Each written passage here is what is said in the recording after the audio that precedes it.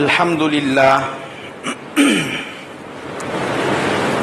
لله نحمده ونستعينه ونستغفره ونؤمن به ونتوكل عليه ونعوذ بالله من شرور أنفسنا ومن سيئات أعمالنا من يهده الله فلا مضل له ومن يضلله فلا هادي له ونشهد أن لا إله إلا الله وحده لا شريك له ونشهد أن سيدنا ونبينا ومولانا محمدا عبده ورسوله أرسله بالحق بشيرا ونذيرا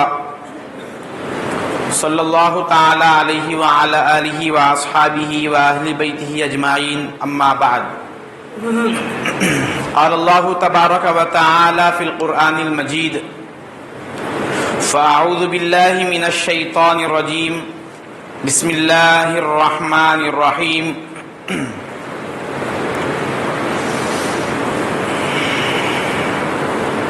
شهر رمضان الذي أنزل فيه القرآن هدى للناس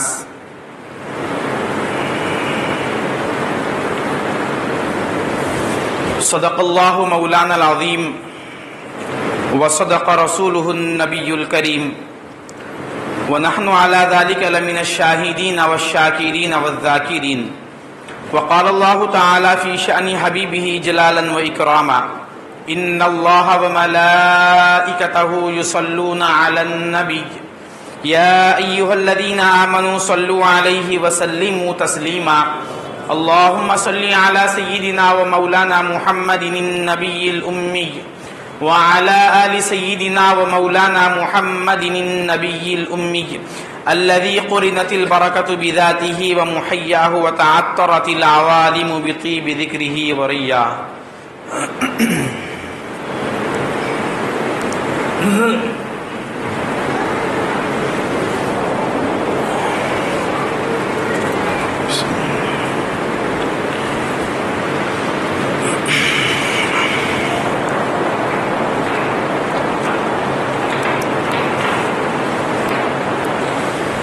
السلام علیکم ورحمۃ اللہ وبرکاتہ۔ بزرگان ملت، عزیزان محترم، اللہ جل شانہ عم نوالہ کا بے انتہا شکر ہے کہ اس نے ہمیں سرکار دو جہاں صلی اللہ علیہ وآلہ وصحبہ وسلم کے امت بابرکہ میں پیدا فرمایا۔ محترم بزرگوں اور دوستو، اللہ کا بے انتہا شکر ہے کہ اس نے ہمیں رجب المرجب سے گزارتا ہوا شعبان میں لایا،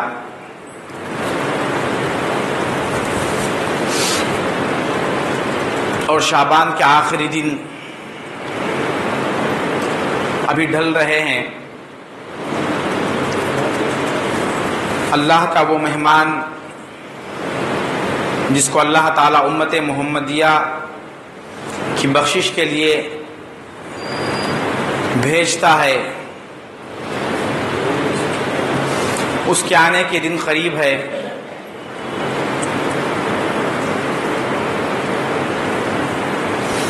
سرکار دو عالم صلی اللہ علیہ وسلم مکہ مکرمہ سے ہجرت کر کے جب مدینے کو گئے تو ہجرت کا دوسرا سال تھا۔ سب سے پہلا سال جب اللہ تعالیٰ نے روزوں کو فرض کیا، ابھی کسی کو معلوم نہیں کہ رمضان المبارک کیا ہے،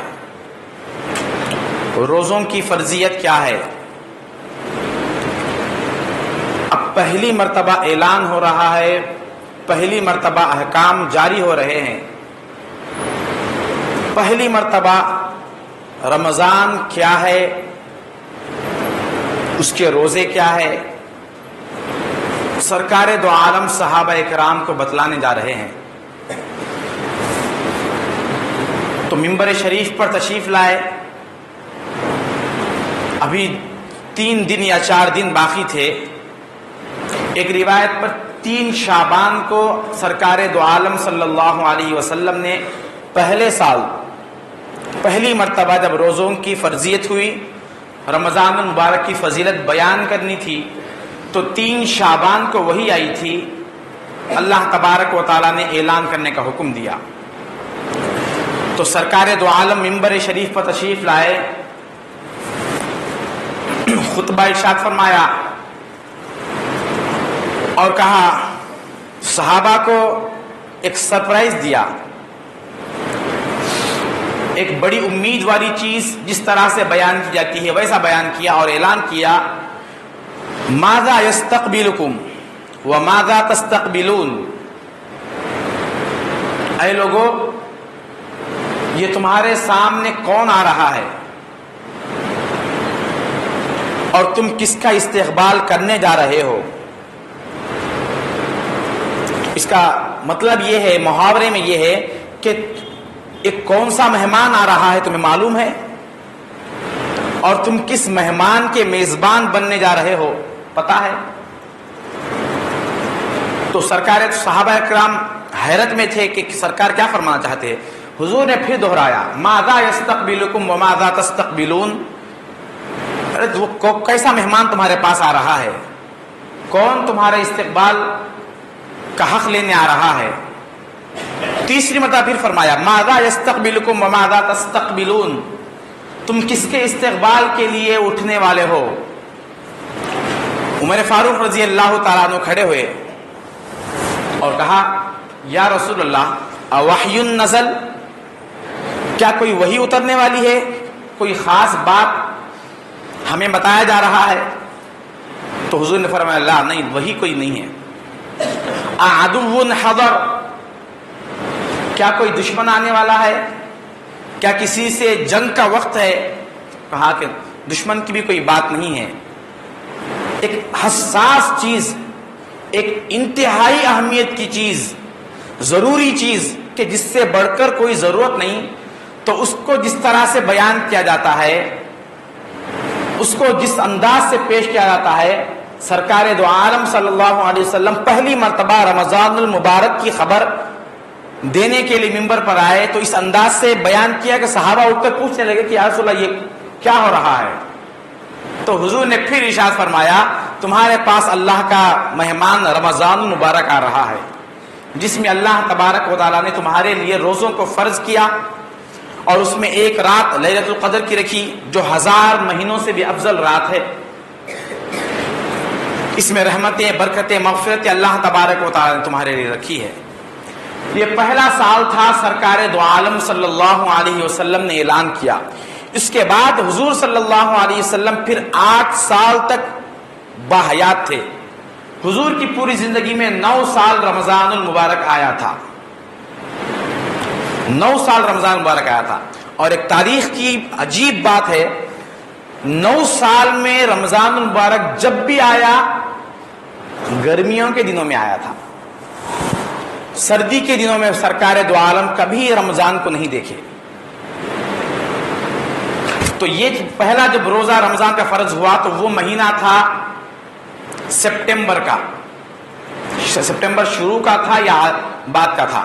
تو جب 9 سال کا عرصہ گزرا، حضور کی جب وفات ہوئی تو اگست کا مہینہ تھا یا اپریل کا مہینہ تھا، الگ الگ روایت ہے۔ لیکن یہ بات تاریخ کی محدثین نے بیان کی ہے کہ 9 سال سرکار دو عالم صلی اللہ علیہ وسلم کے زمانے میں رمضان المبارک آیا، اور ہر سال اگست کا، مئی کا یا اپریل کا مہینہ تھا، جس میں گرمیاں بالکل شباب پر ہوتی۔ یہ آج کی ہماری گرمیاں نہیں ہیں، گرمی تو عرب کی ہے، سردیاں تو ادھر کی اس طرف کی ہے، کیونکہ عرب ایک جزیرہ ہے۔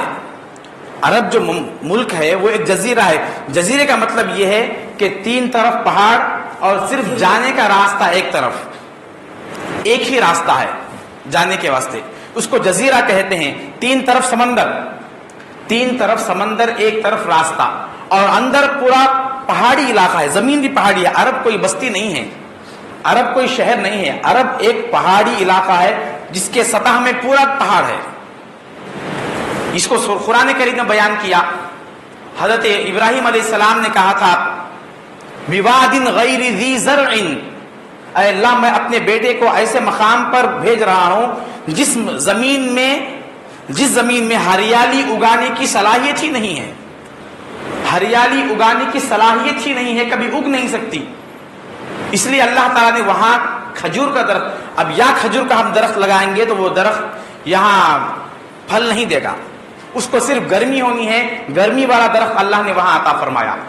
تو ابراہیم علیہ السلام نے اللہ سے یہ دعا فرمائی ہے کہ اے اللہ، میں اپنے تیرے حکم کے مطابق، تیرے حکم کے تکمیل کے لیے میرے بیٹے کو، جس کو تو نے 90 سال کی عمر میں دیا ہے، میں نے اس کو ایسے وادی میں بھیج دیا جہاں پر کوئی گھاس کا تنکا بھی نہیں آتا۔ میری تجھ سے دعا یہی ہے، اگر تو میرے اس عمل کو قبول کرتا ہے تو اقطار عالم سے جو بھی دنیا کے کونے کونے میں، کسی بھی کونے میں کوئی پھل اگتا ہو تو میری دعا ہے کہ وہ اس بستی میں آ جائے۔ اللہ تبارک و تعالیٰ نے اسی مقام پر دعا قبول کر لی۔ کوئی پھل عرب کے سرزمین میں پیدا نہیں ہوتا، مگر کوئی پھل عرب کے سرزمین میں گئے بغیر رہ نہیں سکتا۔ اللہ تبارک و تعالیٰ نے یہ انتظام فرمایا۔ تو عرب کی سرزمین، جس سرزمین میں پہاڑ ہی پہاڑ ہو اور سمندر ہی سمندر ہو، زمین نرم زمین کا نام نہیں ہے، اس لیے عربوں کی فطرت میں بھی آدمی جس زمین پر رہتا ہے اس زمین کے کیفیات اس کے دل میں ہوتے ہیں۔ ان کے دل بھی پتھر جیسے تھے، ان کے دل بھی پتھر جیسے تھے، ان کے دل میں نرمی نہیں تھی۔ عرب کی سرزمین میں نرمی نہیں آ سکتی ہے، وہ سرزمین نرم نہیں ہو سکتی۔ کھیت کرنا ہو، کاشتکاری کرنا ہو، جھاڑ آگے بڑھانا ہو، درخت لگانا ہو، پھل پھول اگنا ہو تو زمین کو پہلے ہموار ہونا پڑتا ہے، بارش کے قطروں کو اپنے سینے میں جذب کرنے کی صلاحیت اس زمین میں ہونی پڑتی ہے۔ جس سرزمین میں یہ تاثیر نہ ہو وہاں نہ پھول ہے نہ پھل ہے۔ اور ایسے سرزمین میں جو آدمی رہتا ہے اس کی فطرت میں وہ چیز رہتی ہے۔ آپ دیہاتوں میں جا کر دیکھیے، وہاں کے لوگوں میں میل ملاپ، محبت اور بھائی چارگی بہت زیادہ ہوتی ہے، شہروں میں نہیں ہوتی۔ کیوں؟ ان کا کام ہی وہ ہے، وہ جس ماحول میں رہتے ہیں وہاں کھیت ہے، وہاں زمین کو نرم کرنا ہے، اس لیے دل نرم ہوتے ہیں۔ اللہ تبارک و تعالیٰ نے ساری کائنات کو دیکھا، زمین کے ہر خطے کو دیکھا کہ میرے محبوب کو میں کس سرزمین میں بھیجوں۔ اگر کسی زمین، اچھی زمین والے علاقے میں بھیج دیتے، بھائی ان کے دل تو پہلے سے نرم ہے، ایمان قبول کر لیتے، کمال کی بات نہ ہوتی۔ اس لیے اللہ نے اپنے محبوب کو بھیجنے کے لیے ساری دنیا میں سے ایسے زمین کا انتخاب کیا جس زمین سے سخت کوئی زمین نہیں، اور جس زمین پر رہنے والے انسانوں کے دلوں سے سخت دل کسی انسان کا نہیں ہے۔ دلوں میں بھی سب سے سخت دل عرب کے، زمین میں بھی سب سے سخت زمین عربستان کی ہے۔ تو یہ عرض یہ کرنا ہے کہ عرب کی گرمی ویسے گرمی ہے، اپریل یا مئی، یہ جو ان دنوں میں گرمی جس طرح ہوتی ہے، ان مہینوں میں سرکار دو عالم کے زمانے میں رمضان آیا تھا، اور گرمی بھی عرب کی گرمی ہے اور یہاں کی گرمی نہیں ہے۔ ایسی گرمی ہے کہ آگ لگ جاتی تھی، آگ، پتھر اتنا گرم ہو جاتا تھا، پتھر اتنا گرم ہے، اگر اس کو پیٹ پر رکھ دیا جائے تو پیٹ کی کھال ادھر جاتی اور پوری چربی بھی نکل جاتی، گوشت بھی ختم ہو جاتا، ہڈیاں نظر آتی۔ غلاموں کو وہ لوگ سزا دیتے تو اس طرح سزا دیتے تھے۔ اور عرب کے جو کھانے پکانے کا طریقہ قدیم زمانے تھا وہ کیا تھا؟ وہ لوگ آگ پر اکثر کھانا نہیں پکاتے تھے، وہ لوگ پتھر پر کھانا پکاتے تھے، پتھر پر رکھ دیتے تھے، پتھر پر وہ جو ڈیگچی جو بھی ہے، برتن ہے جس میں کھانا پکایا جاتا ہے، وہ اس پتھر پر رکھ دیتے، اور گوشت کاٹتے، اس کو مرچ جو بھی لگانا لگا کر پتھر پر یوں ہی رکھ دیتے، اور وہ گوشت اس طرح بھن جاتا جس طرح آج ہم پکاتے۔ ایسی گرمی کے زمانے میں، ایسے گرمی کے دور میں اللہ تبارک و تعالیٰ نے سرکار دو عالم کی زندگی ہے، یہ ہونا یہ تھا کہ بھئی میرا محبوب باحیات ہے، میرے محبوب کے جانثار صحابہ ہے، سردیوں میں رمضان کا مہینہ لاتے، مگر پورے 9 سال سرکار دو عالم کی زندگی میں رمضان المبارک آتا گیا، روزے فرض ہوئے، مگر کسی ایک سال بھی اللہ تبارک و تعالیٰ نے سردی نہیں رکھی، ہر سال گرمی کے ہی دن تھے۔ یہ کیوں کیا؟ جو کچھ تکلیفیں تھی، جو کچھ مصیبتیں ہو سکتی ہے، تو اللہ تبارک و تعالیٰ نے تمام مصیبتوں کو، تمام تکلیفوں کو، تمام آلائشوں کو جتنی بھی ہے، اللہ تعالیٰ نے وہ سب اپنے محبوب پر پہلے آزمایا، اپنے محبوب کے غلاموں پر پہلے آزمایا، صحابہ کرام کی زندگیوں میں ان مصیبتوں کو پورے کے پورے طور پر 100% اتار کر بتا دیا اور قیامت تک کے لے آنے والے امت کو سبق دے کر بتلا دیا کہ اے لوگوں، تم پر مصیبت اگر آ رہی ہے، تم پر تکلیفیں اگر آ رہی ہے، تم پر مصیبتیں اگر آ رہی ہے، تو تم 1400 سال پہلے کی تاریخ الٹ کر دیکھ لو کہ اس سے بڑھ کر کیا تمہیں تکلیف ہے، اس سے بڑھ کر کیا تمہیں مصیبت ہے. اس چیز کو یاد کر کے دیکھ لو کہ انہوں نے دین کے ایک ایک چیز کے لیے کتنی قربانیاں دی ہیں. انہوں نے مال کو کس طرح سے لٹایا ہے، انہوں نے جان کو کس طرح سے اللہ کے بارگاہ میں، اللہ کے رسول کے بارگاہ میں پیش کرتے کرتے اپنے آپ پر ذرا برابر بھی بوجھ نہیں لایا، اپنے ماتھے پر شکن بھی آنے نہیں دیا. یہ پیش کر کے اللہ تعالیٰ نے بتلا دیا. اور اب پہلے کے روزے تھے، اللہ تبارک و تعالیٰ نے پورا سسٹم بدل دیا امت محمدیہ کا. اگر ہم صرف یہ پوائنٹ، اگر ایک بات اگر سمجھ لیتے کہ اللہ کے پاس ہماری قدر کیا ہے، کوئی مسلمان، کوئی امت محمدیہ اللہ کی نافرمانی، سرکار دو عالم کی نافرمانی کرنے کی جرات نہیں کرے گا.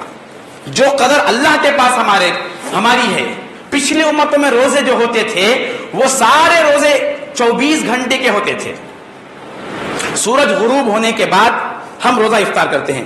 سورج غروب ہونے کے بعد اگر سو جائے، جب بھی سو گئے روزہ شروع ہو گیا. افطار کے مثلاً افطار کے بعد ہم تھوڑی دیر تھکان کی وجہ سے لیٹ گئے، بس روزہ شروع ہو گیا. اب وہ 24 پھر سورج غروب ہونے تک روزہ چلتا ہی رہے گا. ابتدا میں صحابہ کرام کے زمانے میں بھی روزہ ایسا ہی تھا. پہلا سال تھا. ایک صحابی تھے حضرت ابو سریمہ رضی اللہ تعالیٰ عنہ. وہ مزدور تھے، مزدوری کرتے تھے، باغبانی کرتے تھے کھجور کے باغوں میں. وہ کھجور کے باغوں میں گئے اور سارا دن روزدار تھے، مزدوری کیے. شام میں آئے، ابھی افطار کا وقت تھا. بیوی نے دیکھا کہ بھئی اتنی کمزوری حالت ہو گئی، روزے کی حالت میں اتنا کام کر کے آئے. ٹھیک ہے تھوڑی دیر ٹھہریے. پانی پیش کیا، آپ پانی پیجئے، میں کچھ کھانے کے لیے روٹی وغیرہ بنائی ہوں لاتی ہوں.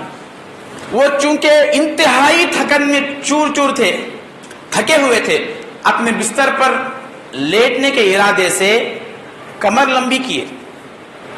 صرف یوں ہی لیٹے تھے، 1 منٹ بھی نہیں ہوا تھا. بیوی ابھی کھانا پانی دے کر کھانا لانے کے لیے اندر گئی تھی. بیوی آنے سے پہلے ان کی آنکھ لگ گئی، نیند لگ گئی. اب جیسے ہی نیند لگ گئی تو پھر دوسرے دن کا روزہ شروع ہو گیا. دوسرے دن کا روزہ شروع، پھر کھا نہیں سکتے. جب انہوں نے وہ بیوی جب آ کر پہنچ دیکھی تو ان کی تو آنکھ لگ گئی، یہ تو سو گئے. ہلکت ابن سریمہ، ارے ابن سریمہ کے باپ اپنے شوہر کو بیٹے کے کنیے سے پکار کہتی کہ تم تو بس ہلاک ہو گئے، تھکان سے چور ہے، ابھی کھانے کے لیے کچھ میں لانے ہی گئی تھی، تمہاری آنکھ لگ گئی، اب کچھ کر نہیں سکتے. حکام تو یہ تھے. اب وہ ساری رات بھوک میں ویسے ہی گزارے. فجر میں سرکار دو عالم صلی اللہ علیہ وسلم کے پاس پہنچے نماز کے لیے تو سنت پڑھے. سنت پڑھنے کے بعد بے ہوش ہو کر گر گئے. رات میں کچھ کھائے نہیں تھے، بے ہوشی آ گئی. حضور تشریف لائے تو پوچھا کہ بھائی ان کا کیا حال ہے، کیا ہوا؟ تو صحابہ نے واقعہ بیان کیا کہ ان کی یہ حالت ہے کہ یہ تھکے ہوئے تھے، مزدور تھے. جب گھر آئے بیوی کے کھانا لانے سے پہلے ان کی آنکھ لگ گئی، بس ان کا روزہ شروع ہو گیا. تو سرکار یہ جو منظر ہوا تو حضور صلی اللہ علیہ وسلم جس مقام پر تھے بیٹھ گئے اور اپنے سینے پہ ہاتھ رکھ کر ایسے غمزدہ بیٹھ گئے جیسے کسی باپ کا چھوٹا معصوم بچہ مر جاتا ہے، ماں کا کوئی چھوٹا بچہ مر جاتا ہے حالت شیر خارگی میں. اس غم کو لے کر اپنے سینے پر ہاتھ رکھ کر بیٹھ گئے، اللہ میری امت پر یہ کیا تکلیف ہے. اب ابھی یہ حالت سرکار دو عالم صلی اللہ علیہ وسلم پر طاری تھی. اللہ تبارک و تعالیٰ نے وہی اتار دی، وہی کے آثار آ گئے. قرآن کو اللہ نے اتارا، کلوا واشربوا حتى يتبين لكم الخيط الابيض من الخيط الاسود من الفجر ثم اتموا الصيام الى الليل. یہ امت محمدیہ کی خصوصیت ہے. کھاؤ پیو کب تک؟ حتی یتبین لکم الخیط الابیض، صبح صادق تک تم کھا سکتے ہو، ساری رات تمہارا کوئی روزہ نہیں ہے. تم سو جاؤ یا نہ سو جاؤ، اپنے بیویوں سے ملاقات کر سکتے ہو. اللہ تعالیٰ نے یہ ساری چیزیں اختیار امت محمدیہ کو دے دیا. رات بھر کھا سکتے ہو. یہ صحابی کے واقعے کو دیکھو اللہ نے نہیں اتارا. وہ تو رات بھر سوئے تھے، رات میں وہی آنا تھا. رات بھر بھوکے تڑپ رہے تھے، اللہ رات کو وہی اتارنا تھا. پوری رات اللہ نے وہی نہیں اتاری. صبح میں جب سرکار دو عالم کے بارگاہ میں آئے، مسجد میں آئے، وہ تو غشی طاری ہو گئی تھی، سرکار کو وہاں وہی اتارنا تھا. نہیں ان پر غشی طاری ہو گئی، یہ تکلیف میں ہے، اس تکلیف کو سرکار نے دیکھ کر اپنے دل پر محسوس کیا، حضور کے غم کو دیکھ کر اللہ تبارک و تعالیٰ نے قرآن کو اتار دیا، محبوب اب تک کا جو اصول تھا وہ اصول بدل جائے گا، اب تک جو قانون تھا وہ قانون بدل جائے گا، اب تک جو ہماری سنت اور عادت تھی 1,80,000 انبیاء میں سے آدم علیہ السلام سے لے کر عیسیٰ علیہ السلام تک ہر نبی کے ہر امتی پر روزہ فرض تھا، مگر اللہ تبارک و تعالیٰ نے ان پر جو روزے فرض تھے ان روزوں کو اور اس روزے کو بدل دیا۔ محبوب میں یہاں آ کر اپنے سنت کو بدل رہا ہوں، اپنی عادت کو تبدیل کر رہا ہوں، اصول سارے ہٹا دیے، وہ اور تھے جو سو گئے تو روزہ شروع ہو جاتا تھا، اپنی امت کو کہہ دے کہ وہ ساری رات آزاد ہے، کھائے پیے اور اپنی بیویوں سے رہے۔ یہ امت محمدیہ کو اللہ نے فضیلت عطا کی ہے، یہ سارے سرکار دو عالم صلی اللہ علیہ وسلم طرف سے ساری آسانیاں ہیں۔ ہمارے روزے صحابہ کے روزوں کو اگر دیکھا جائے، حضور صلی اللہ علیہ وسلم کا روزہ کیسا ہوتا تھا؟ سرکار دو عالم صلی اللہ علیہ وسلم کیا کرتے تھے؟ سحری میں 2 کھجور 1 گلاس پانی، اور وہ بھی ہمارے جیسے بڑے بڑے گلاس نہیں ہوتے تھے، اس میں ایک آدھا ہوتا تھا، 2 کھجور 1 گلاس پانی۔ سحری اس سے ہوتی تھی، گرمیوں کے دن تھے، گرمیوں کے دن ہوتے تھے، کبھی کھجور نہیں ہوتا تھا، صرف پانی ہوتا تھا، کبھی کھجور نہیں ہوتا تھا، صرف پانی ہوتا تھا، یہ انداز میں روزے ہوتے تھے۔ سرکار دو عالم کا روزہ ہے۔ صحابہ کرام کے روزے کیسے تھے؟ یہ حضور صلی اللہ علیہ وسلم نے امت کو صرف سحری، تسحروا فإن فيها برکۃ، سحری کرو اس لیے کہ اس میں برکت ہے۔ جو شخص سحری نہیں کر کے روزہ رکھے، روزہ تو ہو جاتا ہے مگر سنت اس کو چھوڑ دی۔ سنت کیا ہے بھائی؟ سحری میں جم کے کھانا سنت ہے۔ حضور نے سنتیں کیسی بنائی؟ سنت کیا ہے؟ کھانا سنت ہے، پینا سنت ہے، بیویوں کے ساتھ وقت گزارنا سنت ہے، اولاد کو رکھنا سنت ہے، تجارت کرنا سنت۔ سنت تو یہ ہے، ہمارے پاس کوئی تکلیف نہیں ہے۔ جیسے عیسائیت ہے، وہ چھوڑ دو، یہ چھوڑ دو، کوئی چیز چھوڑنا نہیں ہے، نہ بیویوں کو چھوڑنا ہے، نہ اولاد چھوڑنا ہے، نہ تجارتوں کو، نہ دکان کو، کوئی چیز چھوڑنا نہیں ہے۔ بس مزہ کرو، تم میری امت ہو۔ اللہ تبارک و تعالیٰ میری امت کے لیے بہت چھوٹ دے دیا ہے، مگر شرط یہ ہے کہ میرے منشا کے تحت کرو، میرے محبوب کے منشا کے تحت دکان چلاؤ، میرے محبوب کے منشا کے تحت اپنی بیویوں کو رکھو۔ صحابہ کرام کی زندگیاں، سرکار دو عالم کی سنت آسان ہے، وہاں انسان ملتا نہیں کہ اس کا مسلک کیا ہے۔ ہر انسان اپنے مسلک اور عقیدے پر اور اپنے تقوی پر اس وقت پہچانا جاتا ہے جب اس کے اندر صحابہ کی سنت تلاش کی جائے۔ صحابہ کی سنت جب تلاش کریں گے تو پتا چلے گا کہ یہ کتنا مکار ہے یا یہ کتنا متقی ہے۔ صحابہ کرام کی زندگی یہ تھی، 1 کھجور ہے، 2 صحابی پڑوس 1 کھجور کے 2 حصے کرتے، پڑوس کو آدھا کھجور دیتے اور خود آدھے کھجور سے سحری کرتے تھے۔ افطار کی بات نہیں ہے۔ اور روایات میں یہ بھی ہے کہ کھجور کا جو گھٹلی ہے اس کو بھی چوس کر انہوں نے سحری کی۔ یہ چوسے کیوں تھے؟ کیا حاصل ہوتا تھا؟ کوئی بھی حاصل نہیں ہوتا۔ کھجور کی گھٹلی چوسے گے تو کچھ پیٹ بھرے گا، بھوک 1% بھی نہیں مٹے گی۔ پھر کیوں کرتے تھے یہ کام؟ آدھے کھجور پر آدھا کھجور کھائے نہ کھائے 2 بھی تو برابر ہے، کھجور کی گھٹلی چوسے نہ چوسے 2 بھی برابر ہے۔ اس سے سحری کیا ہوتی ہے؟ ان کا عقیدہ کچھ اور تھا، ہماری سوچ کچھ اور ہے۔ ان کا عقیدہ، ان کی سوچ یہ تھی کہ ہمیں آدھے کھجور یا پاؤ کھجور سے غرض نہیں ہے، ہمیں کھجور کے گھٹلی کے چوسنے سے کوئی غرض نہیں ہے، ہماری غرض یہ ہے کہ سرکار نے سحری کو سنت کہا ہے، حضور نے اس کو سحری کہا ہے، اس کو سنت کہا ہے، تم تھوڑا بھی کھا لو تمہارے لیے سنت ہے۔ انہوں نے اپنے بھوک کو خاطر میں نہیں لایا، اپنی حالت زار کو خاطر میں نہیں لایا، اپنی مصیبت کو خاطر میں نہیں لایا، اور کبھی جا کر یہ نہیں پوچھے کہ یا رسول اللہ ہم روزہ کیسے رکھیں، ہمارے پاس کھجور نہیں ہے، ہم روزہ کیسا رکھیں، ہمارے پاس نہ سحری کا انتظام ہے نہ ہمارے پاس افطار کا انتظام ہے، ہم یہ کیسے روزہ رکھیں گے، یہ نہیں فرمایا، بلکہ جو کچھ تھا اسی کو چوس کر یہ بتلا دیا کہ ہمیں سحری میں کچھ ملے نہ ملے، ہمیں اس سے غرض نہیں ہے، ہمیں غرض اس سے ہے کہ ہم سنت رسول پر قائم ہیں۔ سنت صحابہ اتنی اونچی چیز ہے، 6 مہینے پہلے سے رمضان المبارک کا استقبال کرتے تھے، 6 مہینے پہلے سے استقبال رمضان ہوتا تھا صحابہ اکرام کا۔ ہمیں تو 6 مہینے پہ، اب 1 مہینہ آیا تو پتہ نہیں ہے، ہم نے تو کوئی تیاری اب تک شروع نہیں کی، کوئی تیاری ہم نے اب تک شروع نہیں کی۔ ہاں برا نہیں مانیں گے تو آپ بولوں گا میں، اور برا مانیں گے بھی تو بولنا ہی ہے، मगर बात वही करूंगा जिसको समझता हूं हक, मैं जहर हिलाहिल कभी कह ना सकूंगा कंद।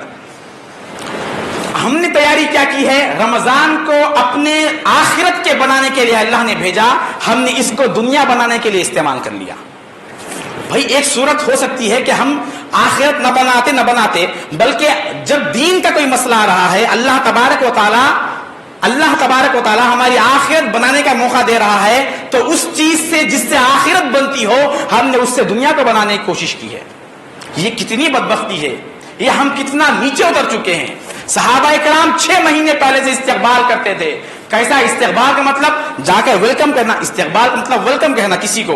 किसी दोस्त को, कोई मेहमान हमारे पास आया, हम उसको रिसीव करने के लिए स्टेशन पर जाते हैं, बस स्टॉप पर जाते हैं, वो जिस मकाम पर उतरता है वहां जाकर उसको रिसीव करते हैं। क्यों? उसका दिल खुश हो जाए, 2 पैसे उसके फायदे के नहीं है, उल्टा हमारा खर्च है, गाड़ी लेकर जाना, उसके इस्तकबाल के लिए वो पकाओ, ये करो, हमारा जेब खाली है, हमारा हाथ खाली है, बस इंसान को खुश करने के लिए। उसके बाद भी वो नाराज हो सकता है कि भाई तुम आने का तरीका है, 2 मिनट तुम्हारी देरी हो गई, तुम्हें मालूम नहीं कि टाइम पे मैं आने वाला हूं, 1 घंटा पहले से आकर रहना चाहिए। 1000 बातें फिर होती है, फिर कुछ भी नाचाकी हो जाए, फिर झगड़ों के सबब है। ऐसे शख्स से जो जरे बात पर झगड़ता है, जरे बात पर नाराज हो जाता है, हमने उसकी दिलजोई की, उसके दिल को खुश करने की हद इम्कान कोशिश की, पैसे खर्च किए। अल्लाह तबारक व तआला अपना एक मेहमान भेज रहा है और ऐलान कर रहा है अपने महबूब के जुबान से कि ये मेहमान तुम्हारे झोलियों को खाली करने नहीं आया, तुम्हारे खाली झोलियों को भरने के लिए आया है। ये उम्मत तो सुधर नहीं सकती, इनके लिए 1000 बातें करे, ये अल्लाह की तरफ पलटने के लिए तैयार नहीं है, अल्लाह के बारगाह से कुछ हासिल करने के लिए तैयार नहीं है, अल्लाह के बारगाह से रहमतों को हासिल करने के लिए तैयार नहीं है, अल्लाह के बारगाह से मग़फ़िरतों को लेने के लिए तैयार नहीं है। मगर मेरा महबूब तो अपनी उम्मत को नवाजने पर तुला हुआ है, अपनी उम्मत को बख्शवाने पर तुला हुआ है। महबूब आप बेफिक्र हो जाए, आपकी उम्मत मग़फ़िरत ले या ना ले, वो हाथ न उठाए भी सही, मैं उनके झोलियों में भर कर देता जाऊंगा। हमने पूछा है, रमजान को भेजा है, साल हो गया है, हमने रोजों को पूछा है। अल्लाह ताला हर साल खुद ये तो पलटेंगे नहीं, अल्लाह ताला पलट कर अपने रहमतों को मुतवज्जे कर रहा है। ये ना मांगे सही, किसी मौके से इनके झोलियों को खींच कर कुछ भर दिया जाए। ये अल्लाह तबारक व तआला का अपने महबूब से राबता है।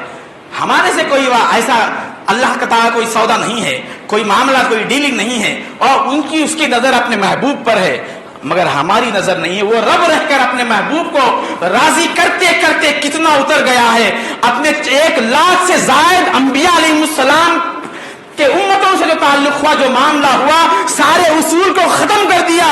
कोई एतराज कर सकता है क़यामत के दिन, ऐ अल्लाह हम आदम की उम्मत है, हम नूह की उम्मत है, हम इब्राहिम की, मूसा की उम्मत है, हम पर रोजे ऐसे थे, 1-1 दिन का रोजा, 24 घंटे का रोजा, 2-2 दिन के रोजे भी थे, 2-2 दिन के रोजे। अब वो जो 24 घंटे का रोजा बोल रहा हूं, वो 30 दिन का नहीं है, वो 60 दिन के रोजे, 2 महीनों के रोजे फर्ज थे।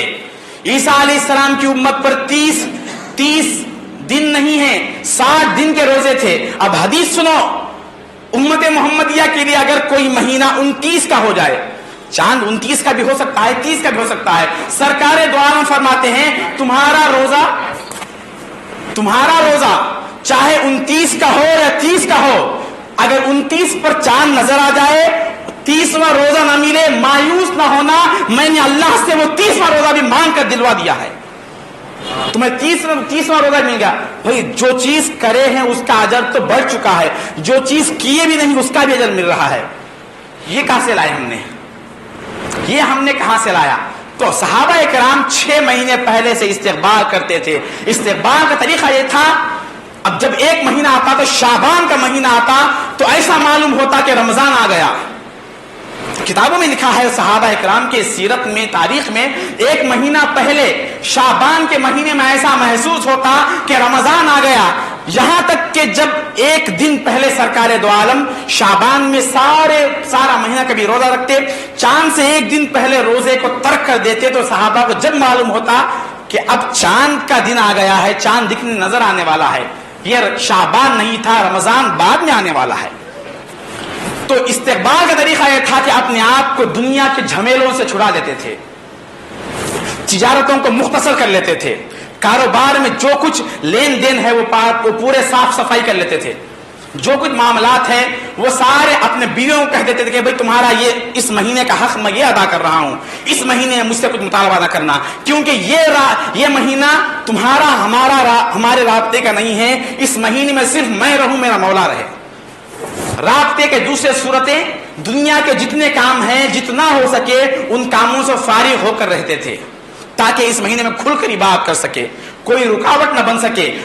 اب لوگوں سے صحابہ کا معمول تھا کہ جس سے کوئی جھگڑا معاملہ ہو جاتا اس سے معافی تلافی بھی کر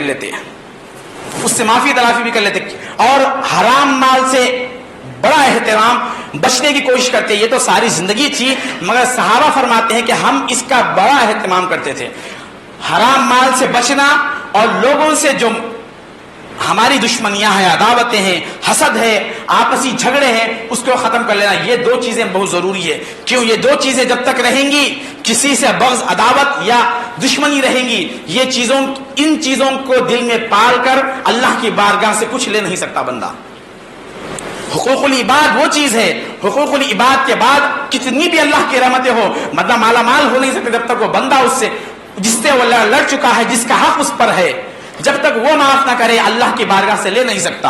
اپنے تجارتوں کو حلال کرنے کا حکم دیا کہ یہ مہینہ آ رہا ہے, کہیں تمہارے پیٹ میں اس مہینے کے آنے کے بعد بھی کوئی لقمہ حرام کا رہ جائے تو پھر تمہاری ساری عبادتیں بیکار ہو جائے گی, ساری عبادتیں بیکار ہو جائے. کیوں؟ جب تک حرام لقمہ جسم میں رہے گا, اس حرام لقمے سے جو بھی عبادت کرے گا اللہ تبارک و تعالیٰ اس عبادت کو اس کے سر سے اوپر چڑھنے نہیں دے گا. حضرت موسیٰ علیہ السلام کا واقعہ ہے, سرکار دو عالم فرماتے ہیں کہ ایک شخص موسیٰ علیہ السلام کے زمانے میں اللہ کی بارگاہ میں گڑ گڑا کر, تڑپ تڑپ کر, رو رو کر دعا کر رہا تھا. ایک مرتبہ موسیٰ علیہ السلام گزر ہوا, اس کی اس حالت کو دیکھے اور دل میں بات آئی کہ کاش اللہ تعالیٰ اس کی دعا قبول کر لیتے. چند دن کے بعد, 2 دن کے بعد پھر وہاں سے گزر ہوا تو وہ بندہ اسی حال میں بیٹھا ہوا ہے. پہلے تو دل کی بات تھی, دل میں کہے تھے کہ کاش اللہ اس کی دعا قبول کر لیتا, مگر کچھ بات نہیں ہوئی. یہ اسی طرح مانگ رہا ہے, شاید اس کی دعا ابھی قبول نہیں ہوئی, یہ جو مانگ رہا ہے وہ چیز ابھی نہیں ملی. اب موسیٰ علیہ السلام طور پر گئے اور اس بندے کی حالت بیان کی ہے, اللہ تیرا ایک بندہ ہے اتنے دن سے رو رہا ہے, کیا تیری رحمت کو ابھی جوش نہیں آیا؟ تیری رحمت کیا بات ہے ابھی اس بندے پر متوجہ نہیں ہو رہی ہے؟ تو اللہ تبارک و تعالیٰ خاموش. اے موسیٰ چھوڑو, اس کا مسئلہ الگ ہے, اس کا مسئلہ الگ ہے. تو موسیٰ علیہ السلام نے دعا کیا ہے, اللہ میں اس کے لیے سفارش کرتا ہوں, میں دعا کرتا ہوں, میری دعا یہ ہے کہ اس کی دعا قبول کر دی جائے, اس کی دعا قبول کر دی جائے. پھر اللہ کی بارگاہ سے کلام آتا ہے, اللہ کہتا کہ اے موسیٰ تم تو اس کے 2 دن کی آہوزاری کو دیکھ کر تمہارا دل بھر آ گیا ہے, تمہارا دل بھر آ گیا ہے اور تم سفارش کرنے کے لیے آ گئے ہو. مجھے اپنے عزت اور جلال کی قسم, وہ 2 دن نہیں, وہ آنسو بہاتے بہاتے سمندر بہا دے, وہ اپنے ہاتھوں کو میری بارگاہ میں اٹھاتے اٹھاتے اس کے ہاتھ آسمان کو چھو جائے اور تم بھی اس کے لیے 1000 بار سفارش کرو. مجھے میرے عزت اور جلال کی قسم, تمہیں تو اس کی آہوزاری نظر آ رہی ہے, مگر اس کے پیٹ میں جو حرام لقمہ ہے جو اس نے غریب کے آنسو کو بہا کر حاصل کیا ہے, اے موسیٰ اس کے لیے کون سفارش کرے گا؟ اس کی آہوزاری کو, اس کے آنسوؤں کو کون روکے گا؟ ایک آدمی کسی پر ظلم کرتا ہے, حرام کی طرف جاتا ہے, تو نہ معلوم کتنے لوگ اس کے حرام کے نیچے دب جاتے ہیں, اس کے ظلم کے تلے خاک ہو جاتے ہیں, ہلاک ہو جاتے ہیں, کسی کو پتا نہیں ہے.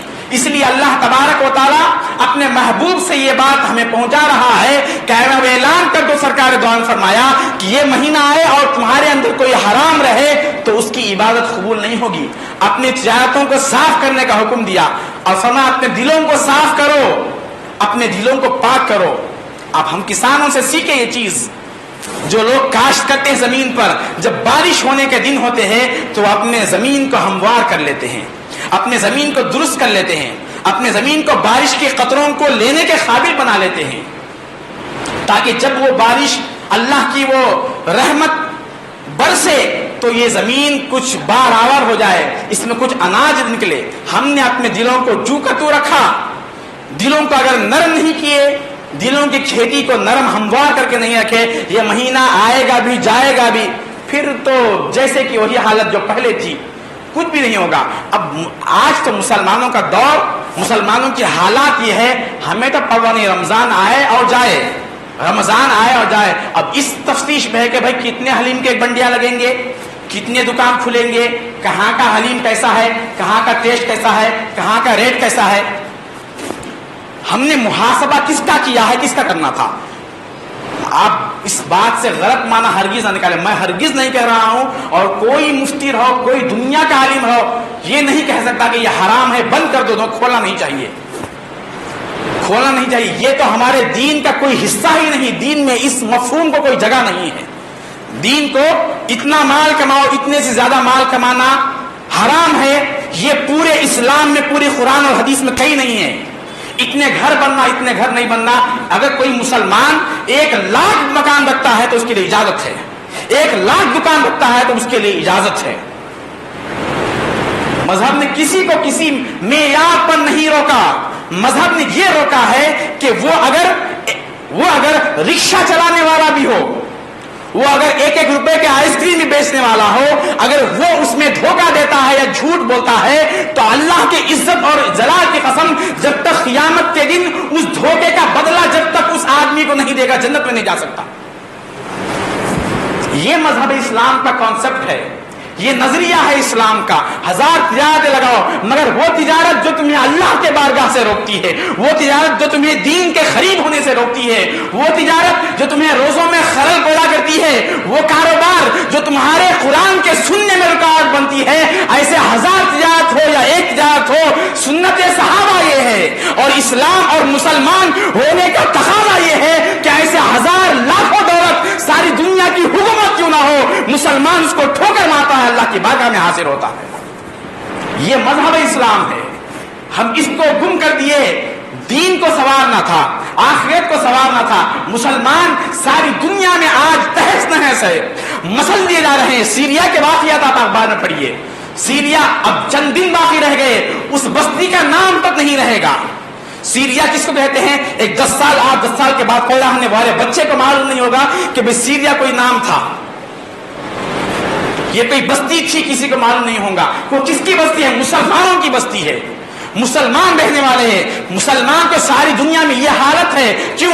اللہ کی رحمتیں جس انداز سے 1400 سال پہلے تھی، آقائے دو جہاں کے زمانے میں صحابہ کرام جس انداز سے اللہ کی رحمتوں کو بھرتے تھے، اللہ تبارک و تعالی اس کے صفات کبھی زیادہ ہوں گے نہ کم ہوں گے، اس کے ذات میں بڑھنا گھٹنا نہیں ہے۔ وہ پہلے الان کا مکان پہلے دن جیسا تھا، آج بھی ویسا ہی ہے، مگر لینے والوں کے ہاتھوں میں وہ کاسے نہیں رہے، لینے والوں کے ہاتھوں میں وہ صلاحیتیں ختم ہو گئی۔ مسلمان دعا کرتا ہے تو قبول کیوں نہیں ہے؟ 1000 لوگ بیٹھ کے دعا کرے، پہلی منزل میں دوسرے اتنے 100 لوگ بیٹھے ہوئے ہیں، دعا کرے ہمارے بیماروں کو صحت عطا فرما، ہماری کاروبار میں تجارت عطا فرما، کہاں سے دعا قبول ہوگی؟ ایک شخص برسر عام حرام خوری کر رہا ہے، حرام تجارت کرتے ہوئے شرما رہا نہیں، آگے مولوی صاحب دعا فرمائیے۔ اب اگر اس کو معلوم ہے، یہ اس کو اس مولانا کو معلوم ہے کہ یہ دھوکہ دے کر تجارت کر رہا ہے، اس کے بعد بھی یہ دعا کرے، اس کے ساتھ یہ بھی جہنم میں جائے گا۔ اس کا پہلا فریضہ تھا کہ اس کو اس چیز سے روکتے۔ تو ہم نے اپنے دلوں کو چوں کا تو رکھا، اپنے پیالے کو پاک نہیں کیا۔ ایک عام انسان بھی اپنے عقل سے سوچتا ہے کہ ہم اپنے برتن کو اس کے پاس کچھ لینے کے لیے پیش کرے تو برتن دیکھتا ہے، برتن اگر ناپاک ہے تو کیسے سے کیسا انسان بھی ایک گھٹ پانی بھی نہیں ڈالتا۔ برتن ناپاک ہے، گلاس ناپاک ہے، پہلے گلاس دھو کر آؤ تم، اس کے بعد 1 گلاس کا 10 گلاس دوں گا تم پینے کے لیے۔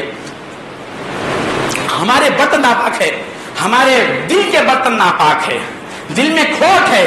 مسلمان سے خوش نہیں ہے، مسلمانوں میں دوستیاں ختم ہو گئی ہیں۔ کیوں؟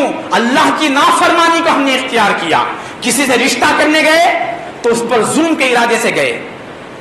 وہ شخص جس سے تم بچی مانگنے جا رہے ہو، اس کو اللہ نے بچی دیا، تم کو بچہ دیا ہے، کیا اللہ کی ذات میں یہ قدرت نہیں ہے کہ وہ بچی تمہیں دیتا اور یہ بچہ اس کو دیتا تو تم اس کے سامنے ہاتھ باندھ کر کھڑنا پڑے گا؟ اللہ کا شکر یہب لمن یشاء اناثا ویہب لمن یشاء الذکور او یزوجہم ذکرانا واناثا ویجعل من یشاء عقیما. جسے چاہتے ہیں لڑکا, جسے چاہتے ہیں لڑکی دیتے ہیں, جس کو چاہتے ہیں کچھ بھی نہیں دیتے. یخلق ما یشاء, جو چاہے پیدا کرے, جس کو چاہے. ہماری چیز ہے. اب اس میں کیا ہو گیا؟ کھوٹ پیدا ہو گیا. آج نے کل کیوں اللہ اور اس کے رسول کے منشا کے خلاف جا کر ہم نے معاملہ کیا, اللہ کے رسول کے خلاف ہم نے تجارت کی, اللہ کے رسول کے منشا کے خلاف بیوی کو رکھا, اللہ رسول کے منشا کے خلاف اولاد کو رکھا. اولاد ماں باپ سے خوش نہیں ہے, ماں باپ اولاد سے خوش نہیں ہے, بیوی شوہر سے خوش نہیں ہے, شوہر بیوی سے خوش نہیں ہے, سسرال والے داماد سے خوش نہیں, داماد سسرال سے خوش نہیں. تلاش کر کے دیکھو, یہ قرآن کا وعدہ ہے, یہ حدیث کا وعدہ ہے. وَأَطِيعُوا اللَّهَ وَالرَّسُولَ لَعَلَّكُمْ تُرْحَمُونَ. تم جب اللہ اور اس کے رسول کے منشا کے تحت معاملہ کرو گے, تمہارے اوپر ضرور بھی ضرور اللہ کی رحمتیں ہوں گی. جہاں اللہ کی رحمتیں ہوں گی وہاں دشمنیاں نہیں رہیں گی, وہاں حسد نہیں, وہاں بغض نہیں, وہاں عداوتیں نہیں, وہاں دشمنیاں ساری ختم ہو جائیں گی. جہاں اللہ کا منشا ہو, رسول کا منشا ہو, اس کو ختم کر دیا. رمضان آئے تو کیا ہوا؟ ایسے 1000 رمضان آئے, 1000 لیلۃ القدر آئے, 1000 روزے آئے, تکلیف ہو رہی ہے.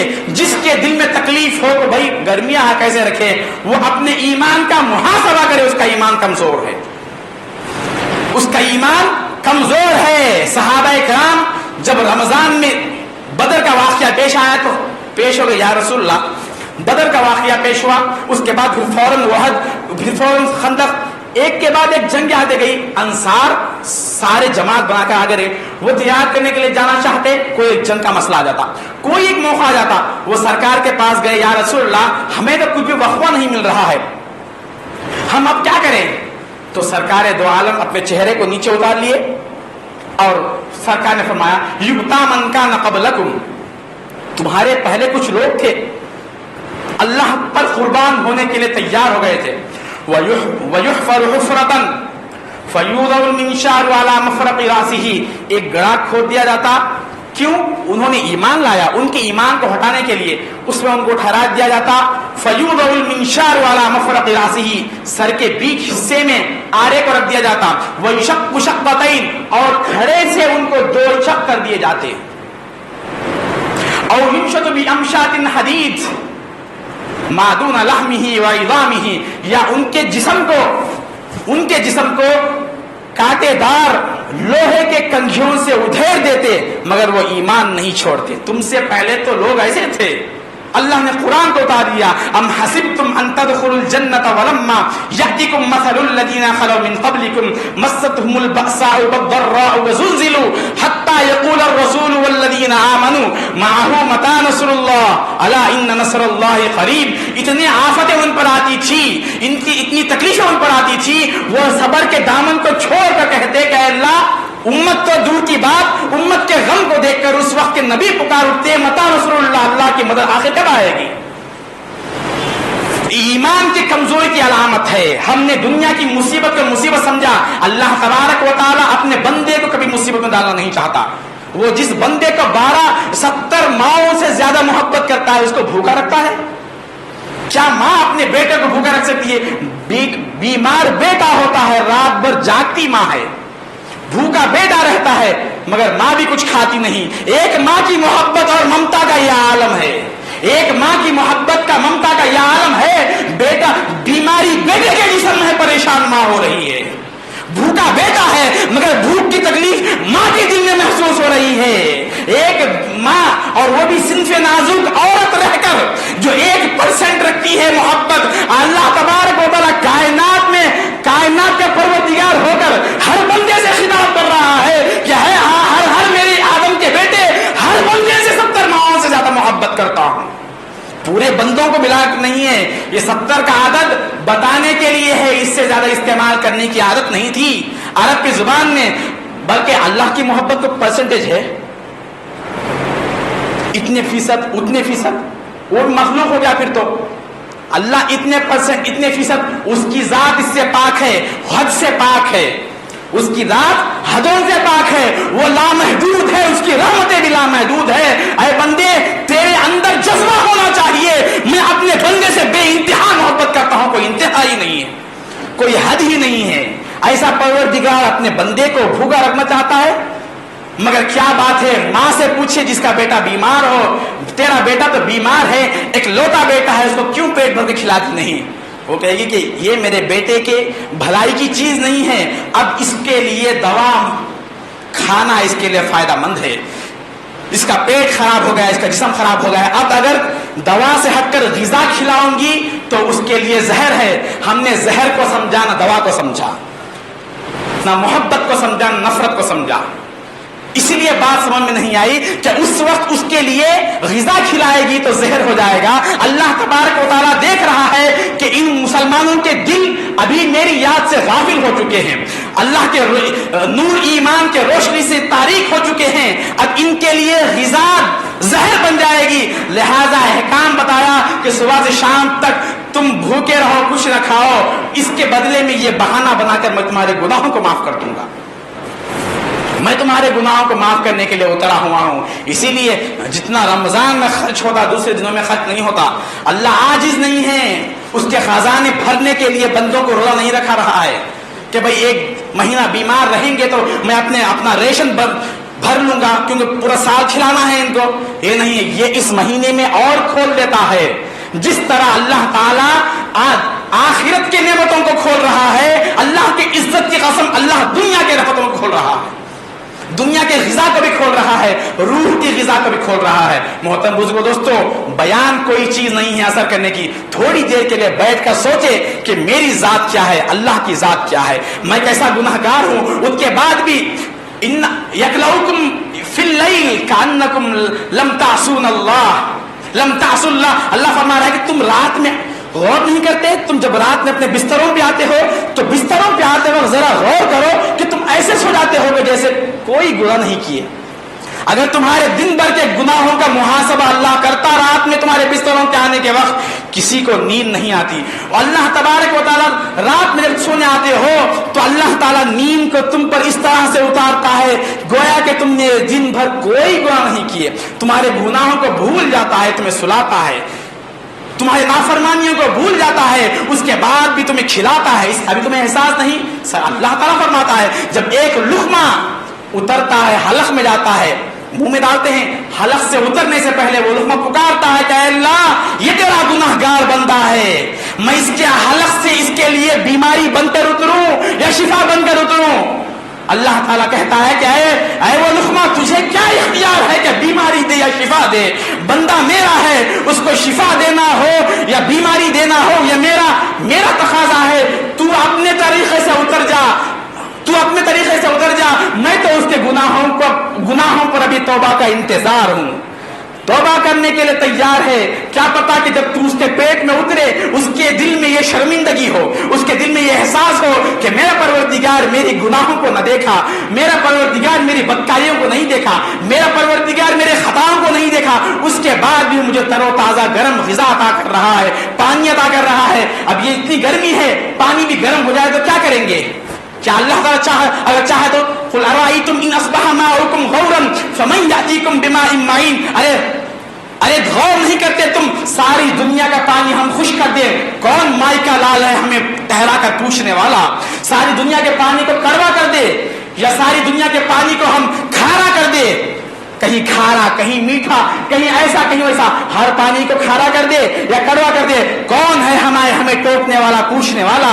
مگر میں اپنے بندوں سے 70 ماؤں سے زیادہ محبت رکھنے کا دعویٰ کرتا ہوں، میں اپنے بندوں سے ایسا سلوک نہیں کرتا، ہمیشہ اللہ کے ہی کہتا ہے وَإِنِّي وَإِلَيَّ